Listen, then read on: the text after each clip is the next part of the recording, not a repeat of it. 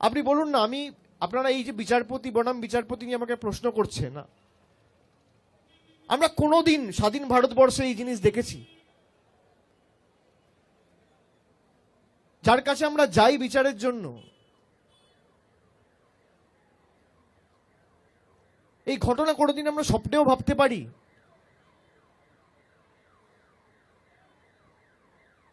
কোনোদিন হয়? এই সংঘাত হবে কেন? কি কারণে হচ্ছে?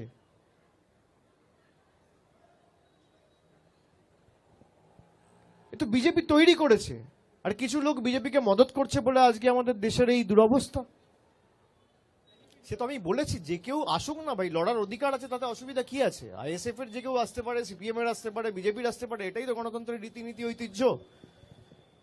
আসুক, আমি তো ওয়েলকাম করেছি আগে, ভালো কথা। শেখ শাহজাহান কি করেছে? আমি তো যেদিনকে ঘটনা ঘটেছে শেখ শাহজাহান ছিল বলে আমার জানা নেই। কিছু লোকের বিক্ষোভ আমি দেখতে পেয়েছি, আমি জানি না। তবে যে ঘটনাটা ঘটেছে অনভিপ্রেত, এবং এই ঘটনাটা না ঘটলেই ভালো হতো। যে ঘটনাটা সেদিনকে তার বাড়ির বাইরে ঘটেছে, এটা কে ঘটিয়েছে তো তদন্ত ছাড়া বলা যাবে না। এবং তো কেস তো সাবজুডিস, অলরেডি ইডিও মামলা করেছে, অলরেডি সিট গঠন করে তদন্ত হচ্ছে। তো যতক্ষণ না তদন্তে কোনো রকম কোনো ফয়সালা হচ্ছে, আমি কি করে বলতে পারি এর পিছনে কে আছে? আমি তো গণৎকার নই, জ্যোতিষ নই।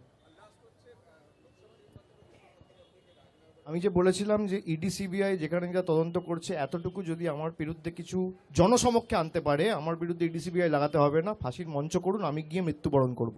আজও একই কথা বলছি। প্রোডাক্টিভিটির কথা আমি যেটা বলেছিলাম, সেটা খালি পলিটিক্সের ক্ষেত্রে না, সর্বত্র প্রযোজ্য। আপনারা যারা এখানে দাঁড়িয়ে আছেন, আপনাদের বয়স কত? আপনারা পারবেন 80 বছরে দাঁড়িয়ে থাকতে? আমি পারবো? আমি সত্যি কথা স্পষ্টভাবে বলি, কারো ভালো লাগতে পারে, কারো খারাপ লাগতে পারে।